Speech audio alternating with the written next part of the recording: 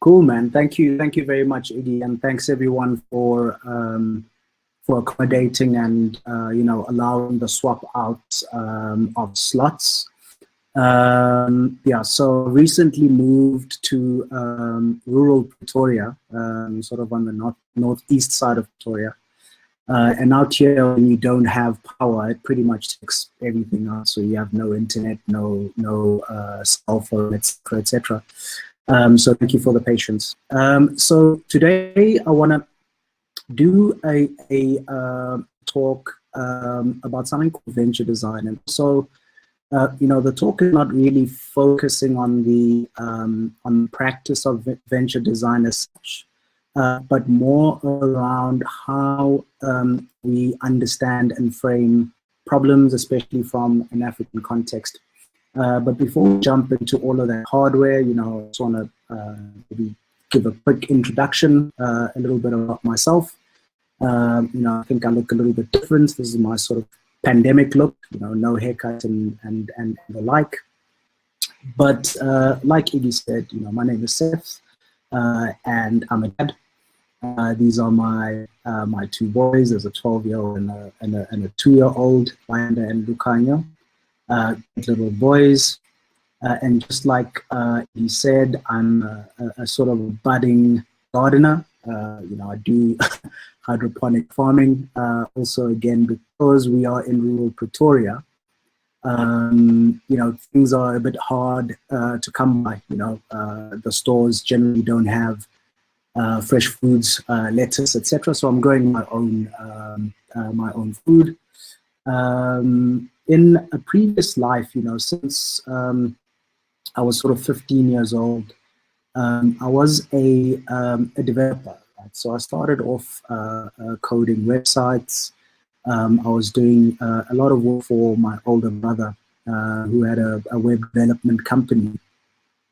So from the early days of the internet, we're talking 1995, we're talking dial-up internet, all the challenges that it sort of comes with, and just some anecdotal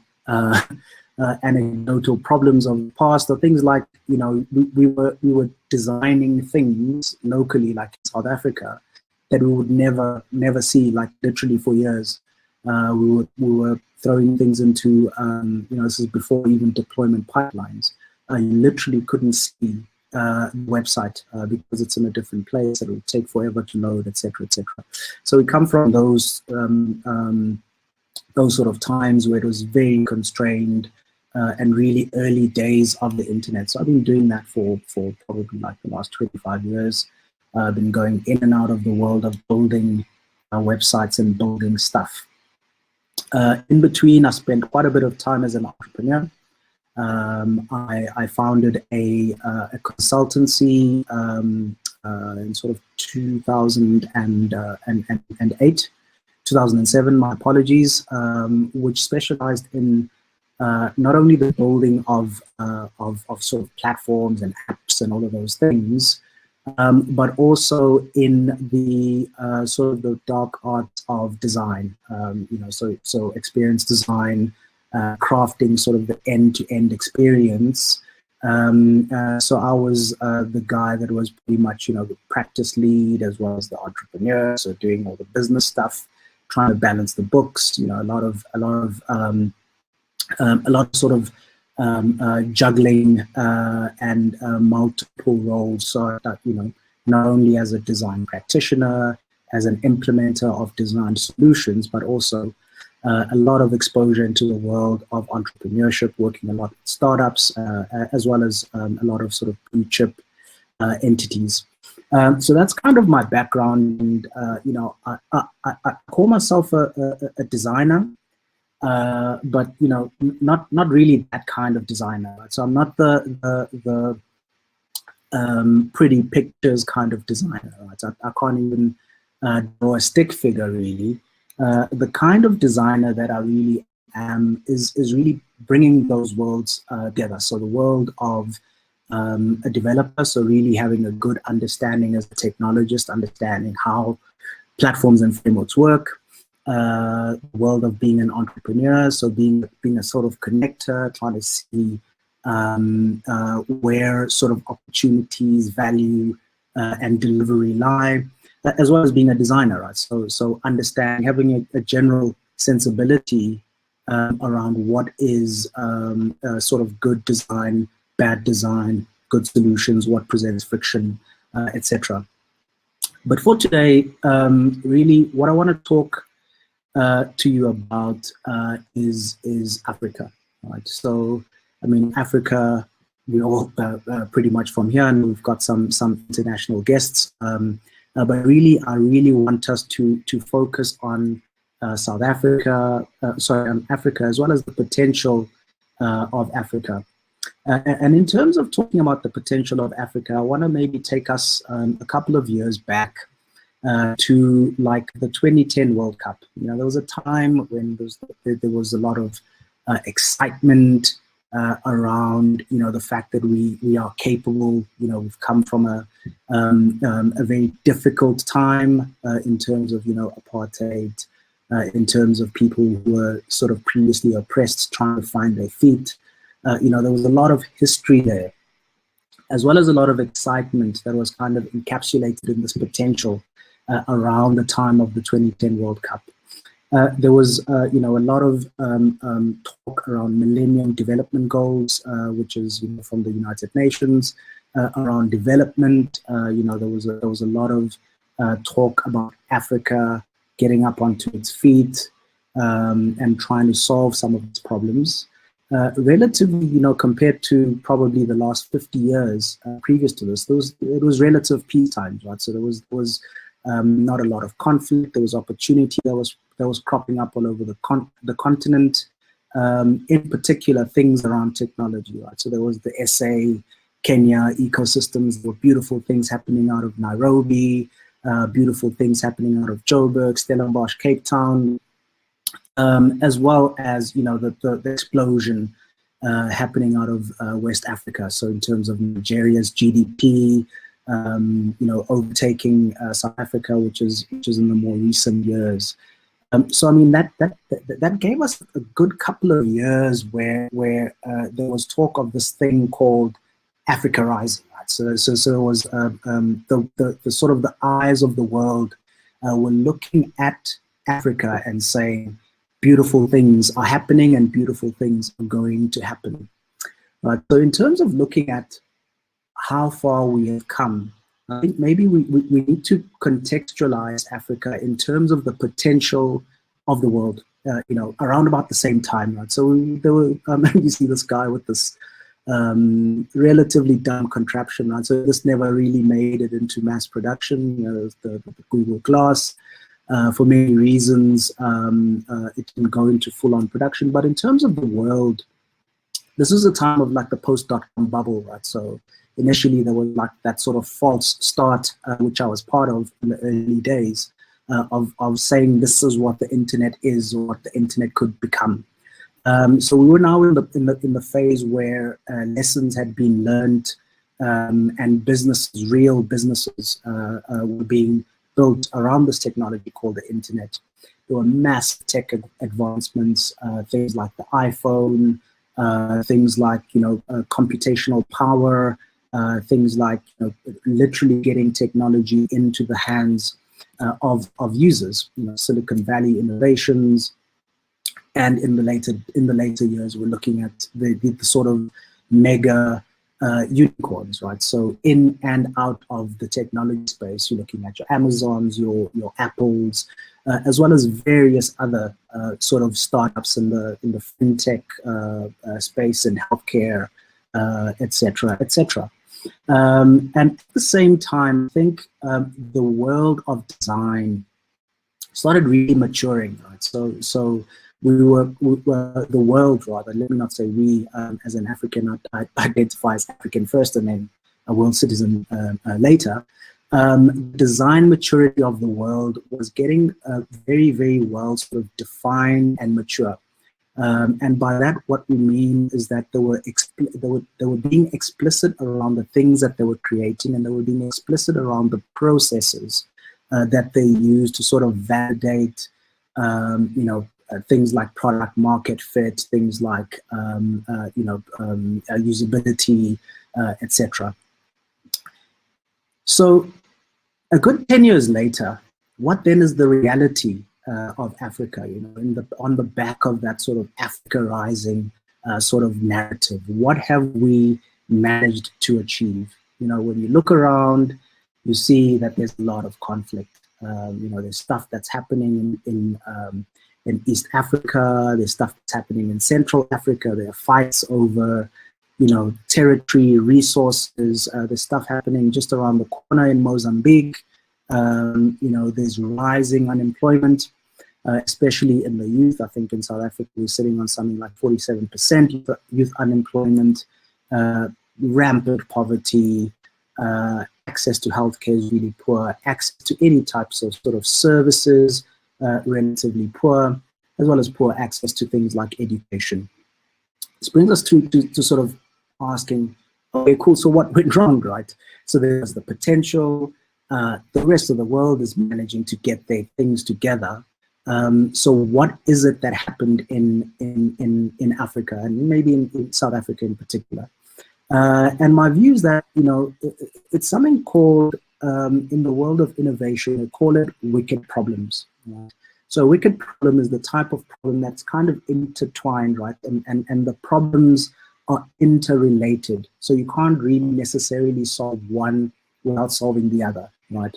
I kind of put the problems of Africa and South Africa into three sort of high-level buckets, right? The problems are social, in terms of the people and how the people interact.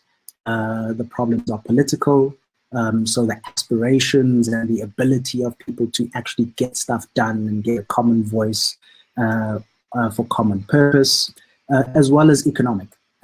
So in terms of these three, the interrelatedness of the problems is something that is really quite apparent. But what is the role of design, though, in this space?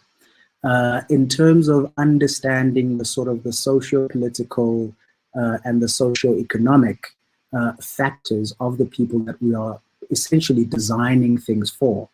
My understanding of the world is that everything is designed, right? You've got nature, which is designed by God or a higher power, whichever higher power that you happen to believe in. Everything else that is not natural is designed, whether you're talking about structures, whether you're talking about systems, whether you're talking about processes. Those things are all deliberate and they are designed, right? So when people are talking about, exploitation of resources, right, that is by design. Someone designed an economic system that relies on the exploitation of resources, refinement, and then creating stuff out of it, creating physical products, selling those physical products, etc. So in this context then, what is it that design is supposed to be doing about these problems? There's one of my favorite quotes is by Mbhele, who says, good designers tend to fall in love with the problem and not their solution. And I think one of the sort of, when you start looking back, one of the challenges with design as a practice is that we tend to fall in love with solutions, right?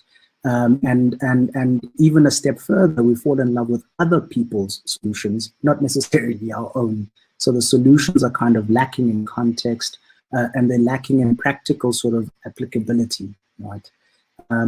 One of the key questions, there are a couple of slides that I'm going to sort of start tapping through, but how do we know that we're solving the right problems?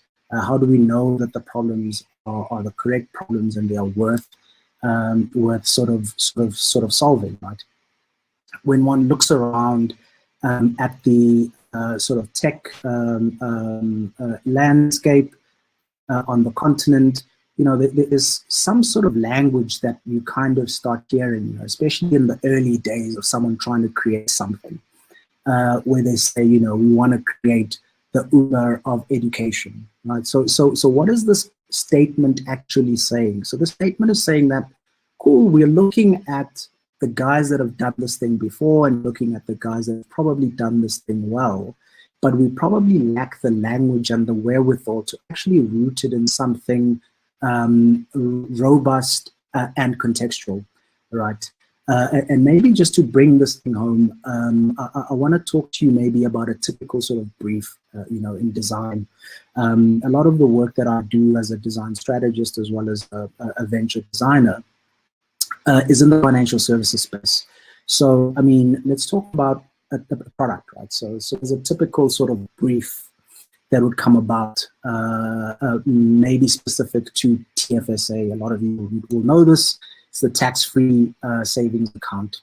So your client, product owner, whoever it may be, might come up to you and say, you know what, there's low uptake.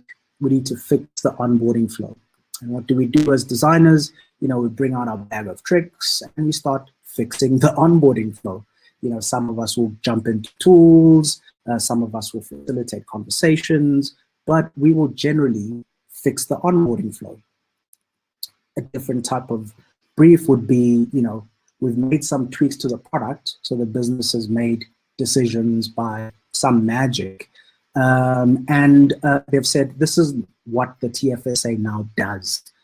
Can you update the wireframes and give them to Dev and get them to sort of build out some pages, right?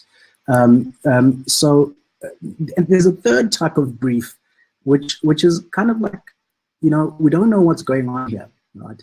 And the third type of brief is actually the brief that I like. I think that the first two briefs, are not really good briefs, right? They're very directional with little or no context. Why is it that we have a TFSA in the first place? What does it do? Who is it for? And how do we know that it actually works, it functions, it's fit for purpose?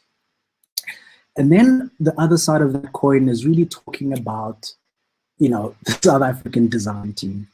And this is it's tongue in cheek, but these are the facts. I think we had some of these conversations yesterday around the typical design teams in South Africa, design leadership in South Africa. Design teams are generally not diverse, right? Design teams typically don't have context of the people that are being designed for. I mean, even the very idea of designing for people, I think, is a little bit, there's some sort of issues around designing for people instead of designing with people. And then there's the habits of designing by Google, right? So you'll take your TFSA brief, you'll quickly jump onto Google, look at key sort of patterns, interaction flows, and you'll start implementing something. So that leads us to a very strange and dubious place where the impact of design is kind of strange and dubious, right? So there was a lot of talk at some point around, design being in the room, design being part of key decisions and key sort of areas of creation. But what actually is it that design has been doing, right? And how is it that we can be a lot more explicit around impact?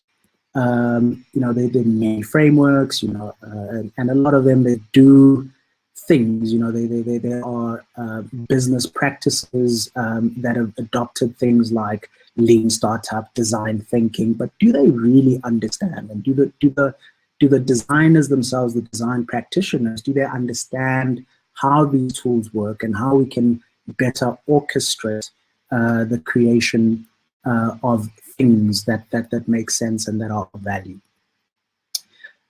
So this brings us to this interesting framework called venture design, right? And I'm not going to bore you with the sort of the flows and how things kind of mishmash into each other, but there's certain things which are critical in the sort of the practice or the framework of venture design.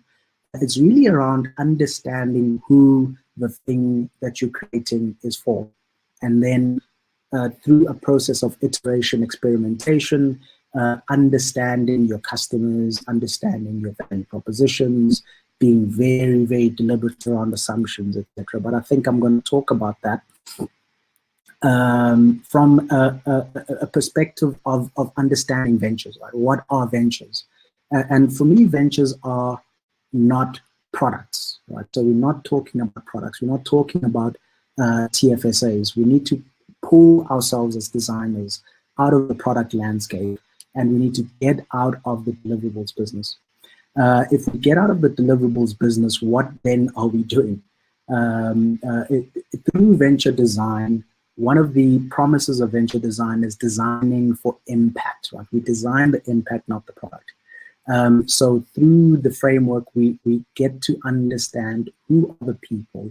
We get to understand what is the impact that we want to create here. If the impact is money, cool. How do we get there? Right? And we almost reverse engineer the processes that we are all kind of familiar with as designers.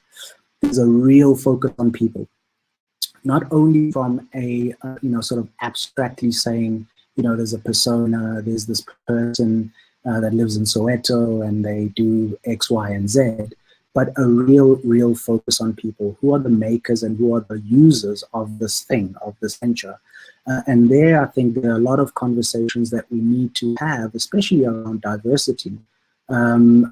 Understanding what is it that a person that has got no understanding or context of what it means to take 3 taxis from Soweto to Sandton to sit in a usability interview and answer sort of predefined and pre-baked questions from someone that's never been, in that space talking about a TFSA. So what does it mean? We really need to focus on not only the users, but also the makers, who are the people that are God ordained to make these products for us. And also through this framework, we enable a culture of experimentation, and also a culture of learning. There's a lot that's been said about failing fast, and through the venture framework, we prioritize learning over failure. So we constantly experiment and take our time with learning what it is that we need to be creating. So the question that I want to leave you with today is, what kind of designer do you want to be? Sorry, I think I've gone over the time that I've agreed with Iggy. So maybe let's cross over to questions and answers. Seth, thank you so much. Absolutely enjoyed that. And I always love hearing about Africa. And so thank you for highlighting that. Just checking if there's any questions from the audience. So looking at Bena said want to implement this into a process graphic animation. So we're just checking if there's any more comments or any questions from anyone. Sure. Please add them to the ask a question component. I know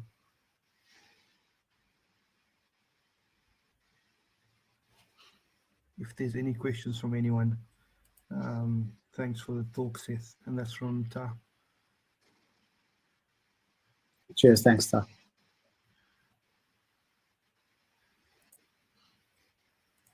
I know it's the last day of the conference, and it might be taxing on the mind to think of questions, but please, if there's any questions, please shout. Now's the opportunity to ask them.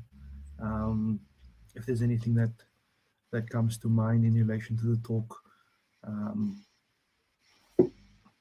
Alternatively, if there aren't any questions and the questions arise a bit later, please connect with Seth on LinkedIn. Let me just check, and Twitter as well. Seth is available. Will tweet is available. That's nice. Say again, Seth. I'm saying, yeah, I am. I don't really talk about design on those platforms, but yeah, happy to connect. Okay. What do you? So, on LinkedIn. I talk design on LinkedIn. Okay, and Twitter? Others I talk farming and parenting. Fair enough.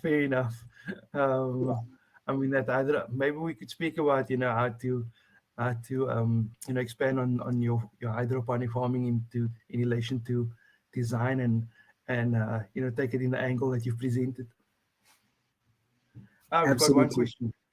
one question here, and it's from Yeah. Candice. Are there any business benefits that we could provide for the venture framework?